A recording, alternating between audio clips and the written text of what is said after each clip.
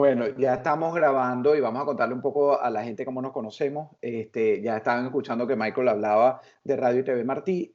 Radio y TV Martí es uno de los trabajos míos aquí en los Estados Unidos. Es una agencia de noticias cuyo objetivo fundamental cuando fue creado en el Congreso de los Estados Unidos es llevar la información libre al pueblo cubano bajo la opresión de Fidel Castro. Fue muy difícil porque incluso esas transmisiones de radio eran bloqueadas con sonidos, con alarmas. El régimen fue muy habilidoso para impedirlo, pero no fue difícil. Luego se crea Televisión Martí y yo a Radio y Televisión Martí le debo muchísimo en mi vida. Tanto que fui corresponsal en Venezuela por 10 años antes de venirme aquí, mientras trabajaba en Globovisión, y ahora trabajo para ellos también. Y para mí es un honor y un placer llevarle la información, lo que hago generalmente en mis programas, en mis reportajes, para que el pueblo cubano esté informado. El régimen sigue cada vez poniendo mayores trabas para que esto ocurra, pero hay miles de maneras de hacerlo. Por eso es que lo escuchaban a Michael hablando de esto.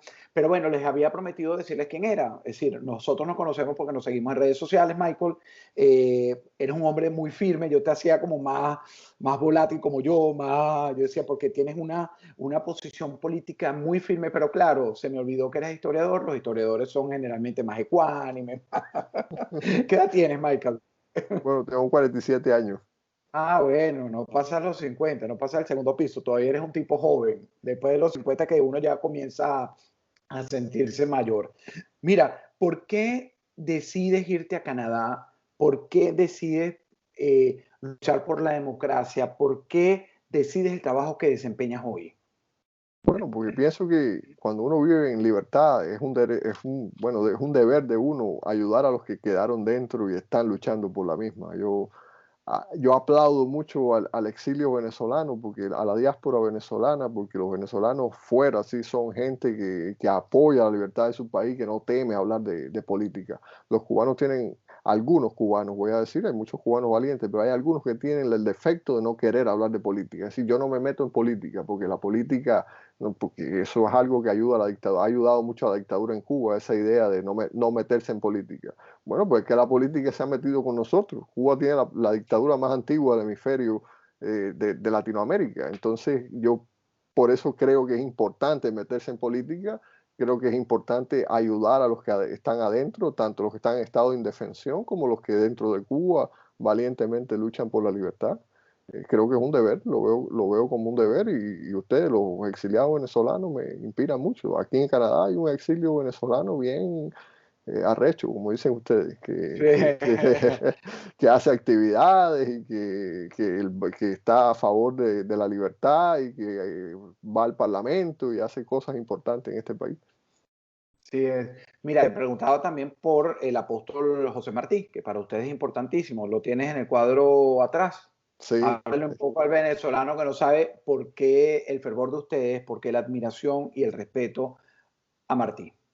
bueno, Martí es el héroe de la independencia, el apóstol bueno, le decía el apóstol de la independencia, murió por la idea que creía. No solamente él fue un escritor, fue un analista político, fue un activista que vivió fuera de Cuba casi toda su vida, mayormente en Estados Unidos, y dio su vida por la libertad de Cuba, y eso es una inspiración. De haber Martí quizás vivido, hubiera sido un gran primer presidente de la República de Cuba en 1902. No tuvimos esa fortuna porque él fue un hombre que no solo quiso hablar de sus ideas, sino ir a Cuba a combatir en los campos de Cuba como un mambí más contra España. Así que Martí es una inspiración, un referente de identidad nacional para todos los cubanos.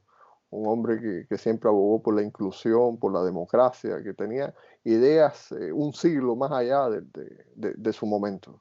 No hay nada de Martí que uno pueda decir que uno discrepa en el siglo XXI. O sea, de Martí no podría haber un movimiento que se le ocurra destruir su estatua, porque no hay nada de Martí que pueda hablar en contra de ninguna raza, ni de género. O sea, es un hombre inclusivo, incluso en el siglo XIX. O sea, que es Bueno, admiración a todas sus ideas. Y no solo tuya, porque yo que trabajo con muchísimos cubanos en Radio Martí, en Mega TV, donde también trabajo, cuando salgo a la calle, encuestar, en cualquier negocio. Ayer fui a hacer una transmisión para Mega TV en un restaurante y le pregunté, y me acordé ahora por el comentario que hiciste, con la reapertura de los locales comerciales en esta segunda fase en que está el sur de la Florida, cubana. Entonces hay muchos cubanos regados por todas partes, pero cuando tú le hablas de Martí, para todos es su apóstol, el apóstol José Martí, y hay un respeto, a pesar de las diferencias que puedan tener entre unos y otros, hay respeto. Lo que sí, esta persona, y vamos a retomar el tema político, yo inmediatamente le digo, oye, ¿me puedes ayudar a hacerte cuánto tiempo tenías sin trabajar? Pues, entonces, no, yo no voy a hablar. Entonces, eso es uno de mis grandes temores, que no llegue a pasar a los venezolanos. Ojo, y les ofrezco mis disculpas a los cubanos, que son muchísimos, mis amigos, mis compañeros, lo repito, pero esto no es una crítica destructiva, sino que el castrismo logró hacer que el cubano tenga como un miedo, que ya tú lo describías, y una doble cara. Es decir, el cubano te escucha y cuando tú le haces un planteamiento y sabe que no eres cubano, y para responderte como que procesa la pregunta en dos tiempos, ¿no? Si te respondo me puedo meter un problema, si te respondo sinceramente también, ocultándote también me puedo meter un problema. Entonces me angustia porque eso ha hecho un proceso durante más de 60 años. Pues hay niños, yo recuerdo que ustedes tenían que cocinar el humo de la carne cuando tenían un pedacito de carne en la casa, tapar para que el vecino no oliera. Entonces todo eso va generando un temor y los silencia mucho, los autosilencia para no hablar de política. Y la política, como tú dices, es importante y hay que meterse en la política. ¿Tú crees que eso pueda llegar a pasar si no se termina el proceso venezolano? Que terminemos teniendo temor a expresarnos, como tú decías que nos admiraba, porque nosotros decimos, combatimos, vamos al Congreso, a pesar de también nuestras diferencias, que son muchísimas. Hay grupos en que no nos entendemos, periodistas que tenemos líneas diferentes, pero eso es normal y válido en el mundo libre. Pero ¿tú crees que eso va a terminar pasando y es un producto del tiempo cuando estas dictaduras se perpetúan? Bueno, yo pienso que es diferente, ¿no? O sea, yo creo que lo peor, lo más molesto es cuando uno ve un cubano que fuera de Cuba tiene miedo. Cuando uno ve un cubano que dentro de Cuba teme, bueno, es una cuestión de sobrevivencia. Es obvio que en Bueno, Cuba es muy caro el costo de protestar contra el sistema.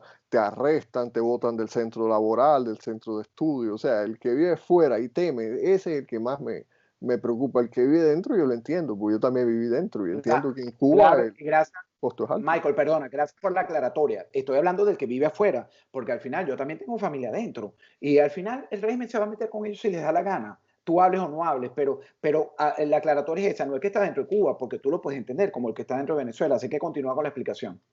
Bueno, yo pienso que ahí sí, en Cuba, lo que está haciendo la oposición interna es muy importante, que es motivar una cultura política que inspire al de adentro y al de fuera. Hace falta que la gente entienda que Cuba no se va a liberar mientras no se inicie un proceso y van a hacer no solo una gran protesta. Cuba necesita muchas grandes protestas. Cuando el pueblo cubano decida por cuenta propia, decida irse a las calles, demostrar, tumbar el mito de que el castrismo puede ser popular, ahí se va a iniciar el fin de ese sistema. Yo pienso que los cubanos fuera de Cuba necesitan adquirir también esa cultura política de meterse en los problemas del país y no temer.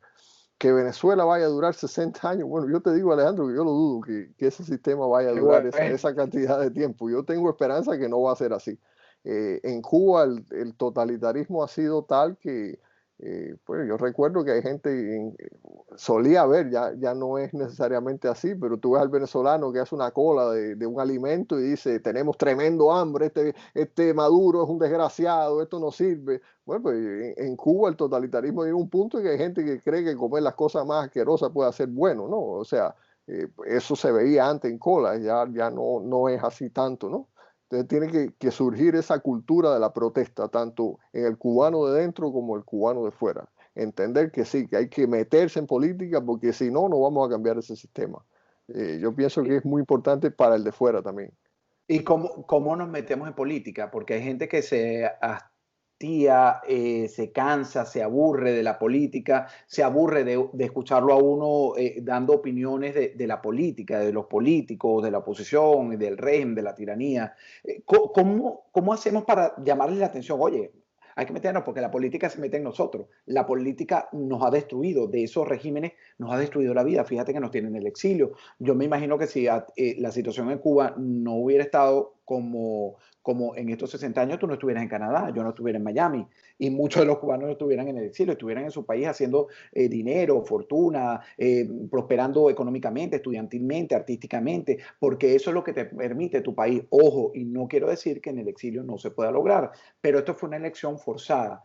Uno salía a estudiar cuando quería para el destino, pero estos regímenes se han metido en nuestra vida, la política de ellos no se ha metido. Si nosotros nos metemos, van a seguir metiéndose con nosotros. ¿Cómo hacemos, Michael? ¿Qué consejo nos puedes dar? Pero fíjate que cuando yo vivía en Cuba en la década finales de los 80, la oposición era casi nula.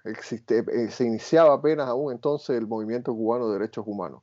Y yo desde fuera he podido ver que eso ha cambiado en Cuba, de unos intelectuales que eran marxistas, incluso muchos de ellos que iniciaron el movimiento de derechos humanos en Cuba, a lo que hay hoy día de personas como el movimiento de la UNPACU, la Unión Patriótica de Cuba, que está en disposición de salir a la calle a la protesta pública. Ha sido un avance en los últimos 20 y pico de años en Cuba. Entonces yo veo que ha habido avances, ha sido difícil, pero ha habido avances en lo que es la resistencia contra el sistema. Yo pienso que cada cubano debe meditar sobre su experiencia individual.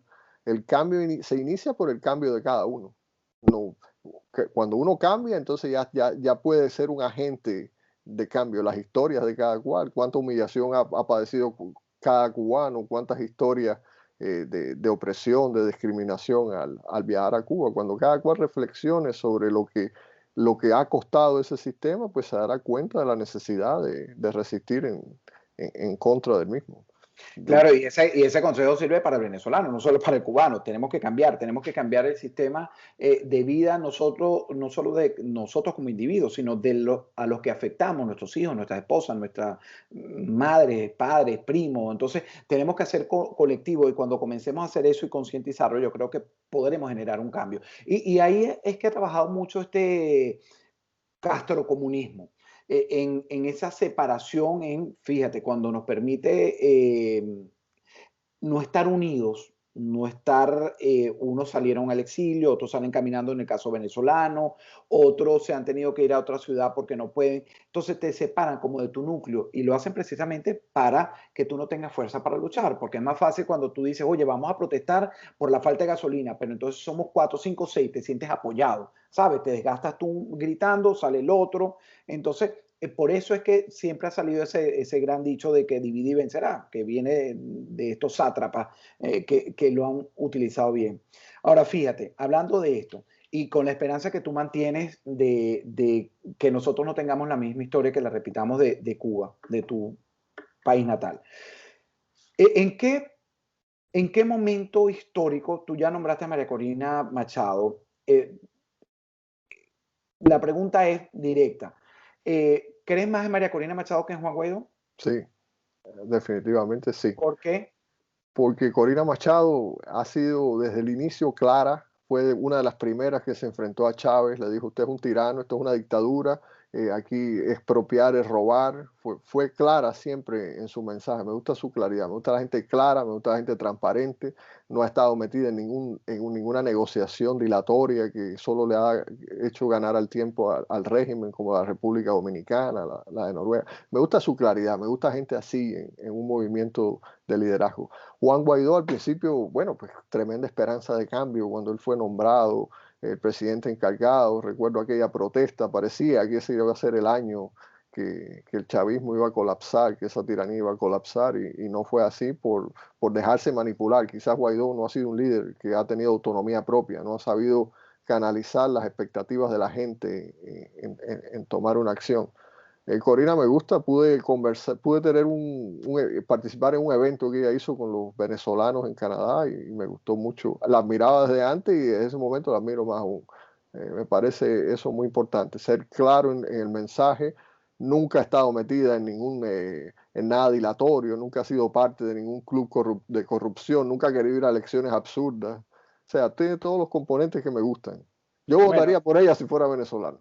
bueno, mira, fíjate que cuando estén viendo algunos venezolanos y te fijes en los comentarios que hagan, cuando esté publicado, van a decir, sí, pero ella apoyó movimientos como La Salida, entonces es una mujer muy astuta, entonces cuando ve que no funciona se retira. Pero bueno, te voy a decir algo y lo confieso, aunque me tiren piedra. Yo también creo que de los líderes que tenemos actualmente, una de las de mayor coherencia es María Corina Machado, porque precisamente ha trabajado con coherencia en pedir o en describir lo que necesitamos. Yo creo que ella sería mucho más útil si saliera y pidiera esa ayuda en llegar a la Casa Blanca actualmente, bueno, después del 3 de noviembre, y esperando, y esperando bueno, la opción, yo creo que la opción que más nos ha ayudado en este sentido es Donald Trump, le guste o no le guste a la gente, y bueno, si se reelige, que le pida sinceramente, mira, yo tengo un gran apoyo popular, eso lo sabe Trump y lo sabe todo su equipo, y lo que tenemos que hacer es esto. Entonces, bueno, ¿tú crees que sería factible que ella saliera, viniera después que Trump se reelija, vamos a manejar todos esos hipotéticos, y le pida, y todavía Guaidó sea una figura respetada porque tiene muchos seguidores y mucha gente que todavía cree en él, a pesar de las fallas y de la inacción o de la no contundencia en estos 18 meses? Para mí es una cohabitación para Alejandro Marcano Santelli. Pero ¿crees, Michael, que sería factible que Trump la apoyara, conociendo al presidente estadounidense, su carácter ya como es, que pudiera hacer algo de verdad para la libertad de Venezuela junto a ella o apoyarla? Yo pienso que lo ideal sería que en este periodo previo a la elección de los Estados Unidos hubiera una gran manifestación en Venezuela, una crisis absoluta de ese sistema, y en este periodo previo a la elección, no después de la elección, porque los políticos son así, sea Trump o sea cualquier político, siempre responden a presiones. Él quiere el voto cubano en la Florida, Trump quiere el voto de los venezolanos, que se alinean mucho al voto cubano, ambos han vivido en sistemas comunistas. Pues lo ideal sería que fuera ahora esa presión que se genera en Venezuela, que todas esas grandes protestas que han habido en 20 años ocurrieran en estos meses, sería lo ideal. No estar preparándose a esas elecciones parlamentarias, que obviamente el Consejo Electoral no ha cambiado en Venezuela. El que cuenta los votos es los mismos bandidos de siempre. Si fuera ahora que se generara esa presión, a lo mejor la influencia de alguien como Corina tuviera resultado. Después de la elección no sé, porque bueno, sabes que la política es así, funciona por intereses. Una vez que gana un político una elección, un segundo mandato, ya no está presionado a necesitar el voto de Florida, ni necesitar el voto de nada. Claro, y si ganara Joe Biden, que es una gran posibilidad, y su fórmula Kamala Harris, y pasara lo mismo, María Corina saliera, no antes, coincido contigo, creo que hubiera sido más efectivo ahorita, porque con irreverencia del presidente Donald Trump sería capaz de hacer algo. Fíjate con el tema del TPS a los salvadoreños, nicaragüenses, que es una jugada que fue parte de la promesa electoral en la primera parte, y aunque se está ofreciendo a los venezolanos, pues ya tiene el respaldo de la Corte Suprema de los Estados Unidos. Pero ¿qué cambiaría o sería igual o sería mejor si ganara Joe Biden, el candidato demócrata, y María Corina llega a la Casa Blanca y le pide esa ayuda? La victoria de Joe Biden sería la peor cosa que le pueda pasar a los cubanos y a los venezolanos. Joe Biden sería una repetición de la política de Barack Obama. Joe Biden refleja las mismas ideas del Partido Liberal de Canadá, y eso todo se va a reducir, y no es porque lo diga Joe Biden, no estoy diciendo nada que él haya dicho, pero uno en política no es solo lo que diga un político, sino lo que ha hecho. En el caso de Joe Biden sería Obama, al que él fue el vicepresidente Obama. Lo que pudieran hacer un gobierno de Joe Biden sería lo mismo, ir a pedirle a la tiranía de Cuba que sea intermediario en el tema venezolano. Eso es lo que pasaría en un gobierno de Joe Biden. O sea, sería terrible noticia para los cubanos y terrible noticia para los venezolanos. La misma cosa sería. Ellos dicen que defienden los derechos humanos, pero es lo mismo. No, lo que pasa es que terminan fortaleciendo esa tiranía. Imagínate al régimen cubano de mediador en el tema venezolano. Si el régimen cubano es el que originó la Claro. catástrofe, el que destruyó el Estado de Derecho en Venezuela, el que jamás le interesaría por ninguna circunstancia que cambiara ese sistema, nunca, porque bueno, pues Venezuela le ha aportado a Cuba 40.000 millones de barriles, 40.000 millones de dólares en ayuda en 17 años, más de lo que le aportó la Unión Soviética en 27 años. Fueron 30.000, según he estado viendo en datos del Banco Central de Venezuela. O sea, el régimen sería eso, sería un retorno a eso. Es lo que yo leo entre líneas. No le abrirían la puerta a María Corina Machado o la utilizarían según tu criterio para alguna posible negociación. Es decir, o No, no, sí, o no. siendo liberales, siendo demócratas, claro, le abren la puerta, la escuchan, hacen que le interese el tema venezolano, pero al final no va a pasar nada. Un gobierno de Joe Biden sería terrible noticia, te digo, para venezolanos y cubanos. Bueno, Michael, gracias por de verdad esta entrevista. Creo que no va a ser la última, sino la primera de varias. Bueno, Me con gusta, gusto, muchas gracias. me gusta tu análisis y quiero que antes de despedirme y me des nuevamente tus redes sociales para que te sigan, dónde pueden seguir tu trabajo. Porque es interesante, señores. Veamos, yo sigo mucho, por supuesto, trabajo con ellos, leo mucho de lo que escriben los cubanos porque ellos tienen la historia, tienen 40 años de avanzada sobre nosotros en este proceso. Entonces, no sigamos con aquello de que a nosotros no nos va a pasar, porque ya nos pasó y nos pasó peor. ¿Qué consejo le da finalmente, brevemente, a los venezolanos? Bueno, pues que sigan, el verdadero protagonista de Venezuela es el pueblo venezolano, no es ninguna oposición, ni ningún grupo, ni ningún líder, es la gente, los estudiantes, los que una vez se les ocurrió el Puputov, no sé si te acuerdas del Puputov, Sí, claro. los estudiantes, la gente que ha salido a la calle, que sigan con ese espíritu de rebeldía. Mientras el espíritu de rebeldía lata, mientras el corazón de la rebeldía lata, las tiranías están en peligro. Que sigan con ese espíritu, que ese es el generador de cambio. La gente en la calle, la demostración popular, eso es lo que genera una serie de eventos que eventualmente llevan a la dictadura. Que sigan con ese espíritu. El espíritu venezolano es admirable. Que viva el bravo pueblo de Venezuela. Gracias. Igualmente el cubano y que algún día pronto seamos libres de estas tiranías y celebremos juntos, en conjunto. Yo tengo el sueño de hacer, es una promesa que nos hicimos Karen Caballero y yo, hacer un programa transmitido desde el Malecón de La Habana y lo sueño cada día más, compañera de Radio y TV Martí. La conozco, sí, la conozco. Sí, para hacerlo, transmitir para Venezuela la libertad de nuestros pueblos. Y yo creo que voy a estar vivo para ver eso, así que va a ser más pronto. Michael Lima Cuadra. Mi sitio web, democraticspaces.com en inglés o espaciosdemocráticos.com y en Twitter, @NGO Translations. NGO Translations. Esa es mi cuenta Twitter. Muchísimas gracias, Michael. Nos vemos próximamente. Gracias por habernos acompañado. Y a ustedes, gracias también por seguirlo a él, suscribirse a mi canal y seguirnos. Gracias. Hasta pronto.